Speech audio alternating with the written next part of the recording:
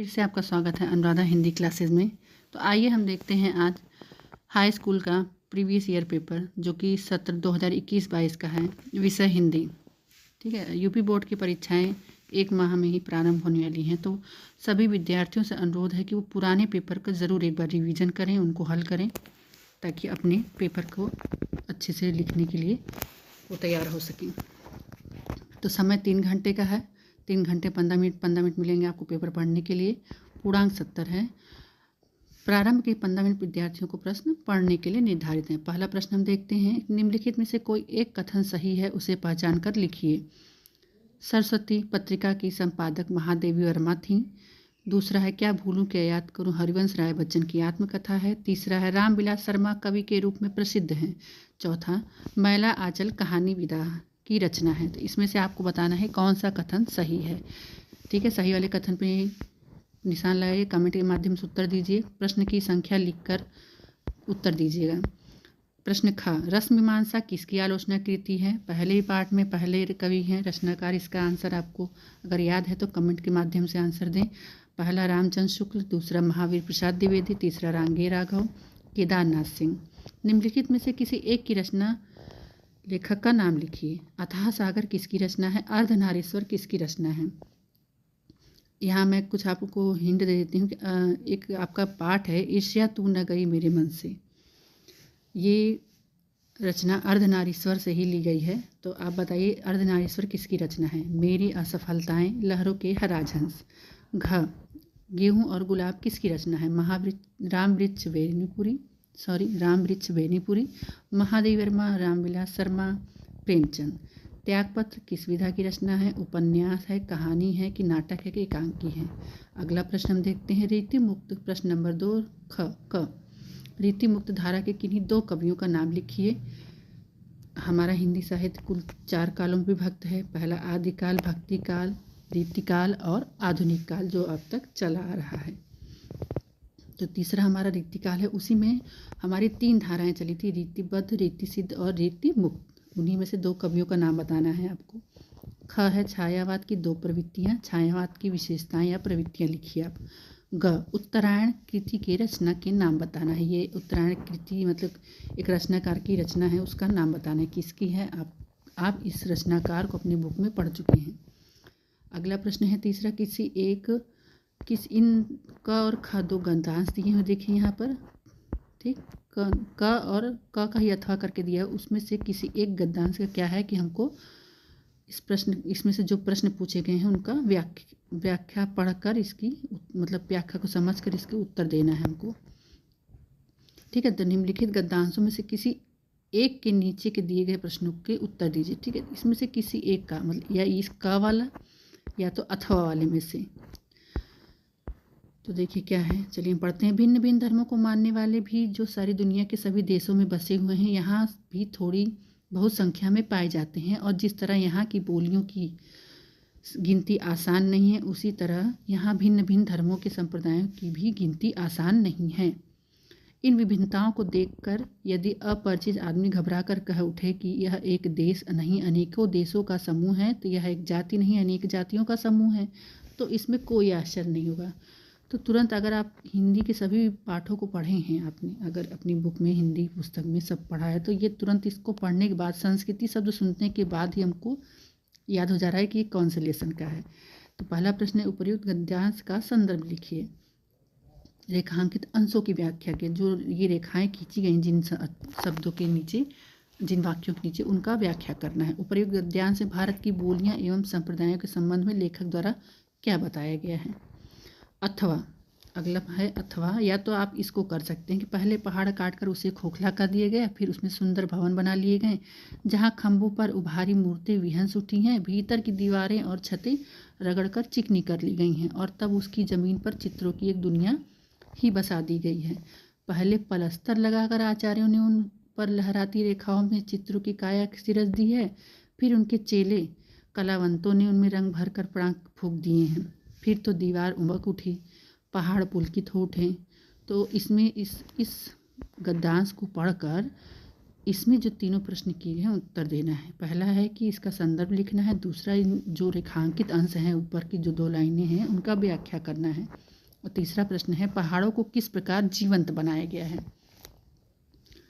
अगला प्रश्न है, देखिए, निम्नलिखित पद्यांशों में से किसी एक की क्या करना है, ससंदर्भ व्याख्या करना है और उसका काव्य सौंदर्य लिखना है। तो पहला है क, निर्भय स्वागत करो मृत्यु का, मृत्यु एक विश्राम स्थल है, जहाँ जीव जहाँ से फिर चलता है, धारण कर नव जीवन मंडल है। मृत्यु एक सरिता है जिसमें श्रम से कातर जीव नहा कर फिर नूतन धारण करता है, काया रूपी वस्त्र बहाकर।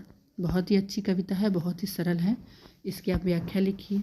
अगला है, सुनी सुंदर बैन सुधारस जाने, सयानी है जान की जानी भली। ये आपके रामचरितमानस में जो बालकांड दिया गया उसकी है। इसको आप पढ़कर पूरा इसकी व्याख्या लिखिए ससंदर्भ के साथ, प्लस इसमें काव्य सौंदर्य जरूर लिखिएगा। काव्य सौंदर्य में जो काव्य के अंग आते हैं, रस, छंद, अलंकार, भाषा, शैली, सबको लिखिएगा ताकि अच्छे नंबर आप पाएँ। अगला प्रश्न हम देखते हैं, प्रश्न नंबर 5, निम्नलिखित में से किसी एक लेखक का जीवन परिचय देते हुए उनकी किसी एक रचना का उल्लेख कीजिए। रामचंद्र शुक्ल, भगवत शरण उपाध्याय, जयशंकर प्रसाद। किसी एक लेखक का जीवन परिचय लिखकर उसकी एक रचना का उल्लेख, मात्र एक रचना को आपको लिखना है, उस पर आपको +1 नंबर मिलेगा रचना पर। अगला प्रश्न है, निम्नलिखित कवियों में से किसी एक कवि का जीवन परिचय दीजिए तथा उनकी किसी एक रचना का नाम लिखिए।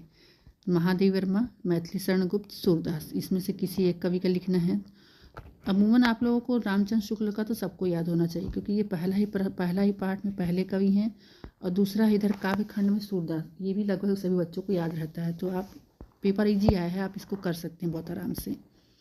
अगला है आपके संस्कृत पाठ से प्रश्न आया है, प्रश्न नंबर 6, निम्नलिखित में से किसी एक का ससंदर्भ हिंदी में अनुवाद कीजिए। इन सब का अनुवाद करना है। मानव जीवनस्य संस्करणम संस्कृति अस्माकं पूर्वज मानव जीवन संस्कर्तुं महांतम प्रयत्नम अकुर्वन् ते अस्माकं जीवनस्य संस्करणाय यान आचारान् विचारान् च आदर्शयन् तत्सर्वम् अस्माकं संस्कृति। भारतीय संस्कृति से ये लेसन आया हुआ है, इसको आप लिखिए, बहुत ही अच्छी व्याख्या इसकी है, अनुवाद किया गया है इसका। अथवा मानं हित्वा प्रियो भवति क्रोधं हित्वा न शोचति, कामं हित्वार्थवान् भवति लोभं हित्वा सुखी भवेत्। ये भी बहुत अच्छा लास्ट का लेसन से ये श्लोक आया हुआ है, इसकी व्याख्या करना है आपको, ठीक है। ससंदर्भ व्याख्या करना है, पाठ का नाम लिखकर उसके बारे में बताकर उसकी व्याख्या करना है। पहले आपको संदर्भ लिखना है, फिर उसका क्या करना है आपको, अगली हेडिंग रहेगी आपकी अनुवाद की। प्रश्न नंबर 7, आइए प्रश्न नंबर 7 देखते हैं। अपनी पाठ्य पुस्तक के कंठस्थ किया हुआ कोई एक श्लोक लिखिए जो इस प्रश्न पत्र में ना आया हो।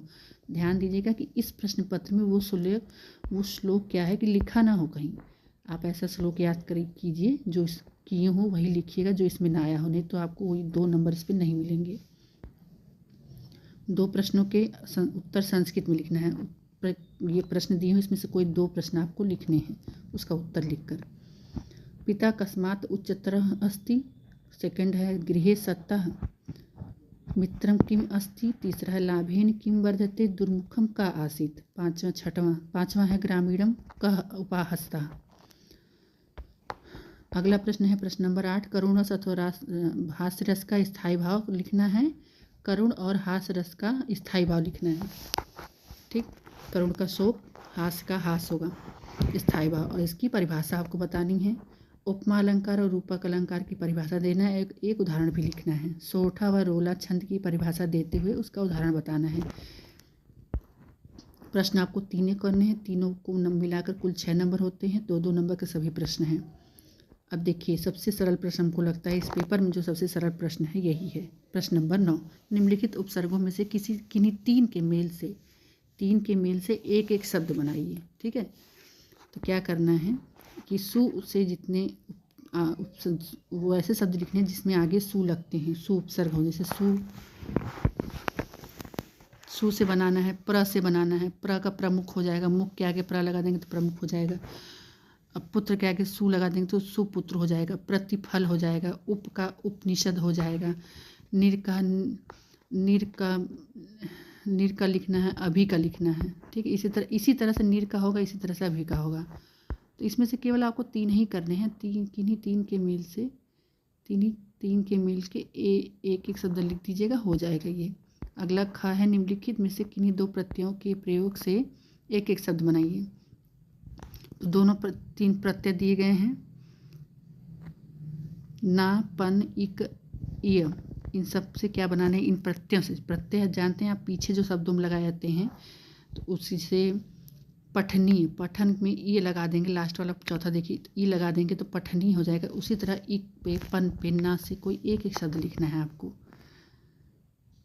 निम्नलिखित में से किन्हीं 2 शब्दों का समास विग्रह कीजिए तथा समास का नाम लिखिए। राधा कृष्ण सप्तधान चौराहा। उत्थान पतन, उत्थान और पतन।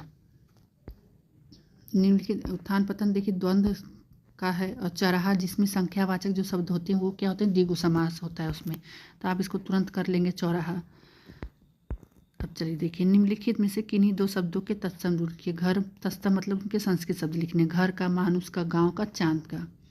निम्नलिखित में से किन्हीं 2 शब्दों के दो पर्यायवाची लिखने हैं। ईश्वर का, कमल का, फूल का, जंगल का। तो मुझे लगता है कि आप लोग जंगल का या कमल, ईश्वर का बहुत आराम से लिख देंगे। फूल का पुष्प लिख दीजिए, सुमन लिख दीजिए, कुसुम, ये सब हो सकता है।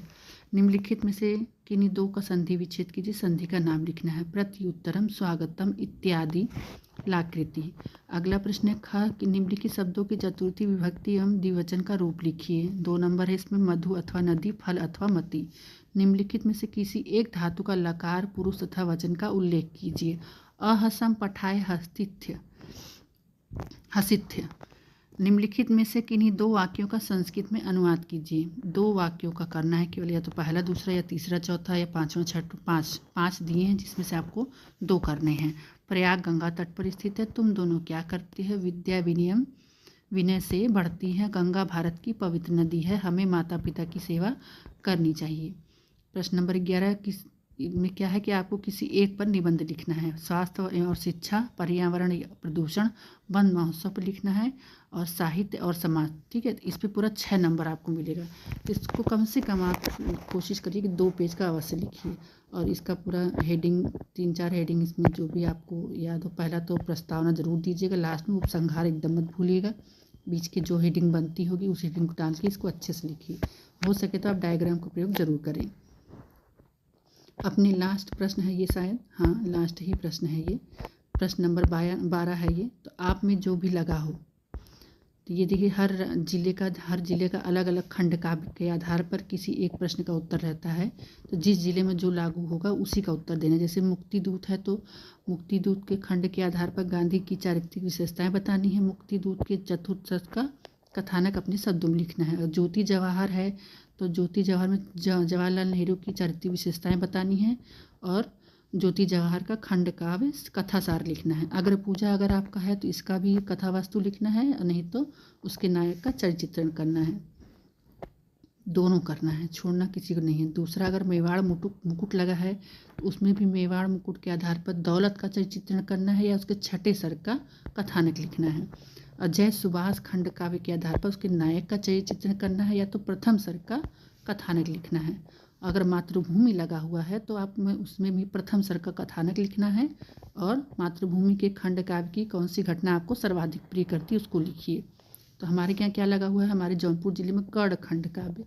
कर्ण खंड काव्य के धुत सभा में द्रौपदी सर्ग का सारांश संक्षेप में लिखिए। धुत सभा वही जब वो लोग चौपड़ खेल रहे थे उस समय का है। उस समय द्रौपदी से के साथ क्या क्या हुआ वही लिखना है हमको। पूरा एक कथानक अच्छे से लिखना है, सारांश बढ़िया से, उसमें मेन टॉपिक को आप अंडरलाइन करके लिखिए। और कर्ण, या तो दूसरा, दोनों प्रश्न करने हैं। दूसरा है कर्ण खंड काव्य के आधार पर श्री कृष्ण का चरित्रण लिखना है। ठीक है, अगर कर्मवीर भरत खंड काव्य है तो उसके आदर्श वर्ण सर्ग का कथानक लिखना है। कर्मवीर भरत खंड काव्य के आधार पर राम का चरित्रण करना है। या तो तुमुल लगा हुआ आप में तो तुमुल के राम मिलाप और सौमित्र का उपचार सर्ग लिखना है। और तुमुल खंड काव्य के आधार पर मेघनाद का चरित्रण करना है।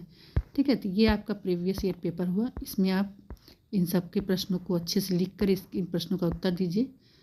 और ये लगभग 3 नंबर के प्रश्न यहाँ दिखाए जा रहे हैं, तो आप इसको करिए अच्छे से।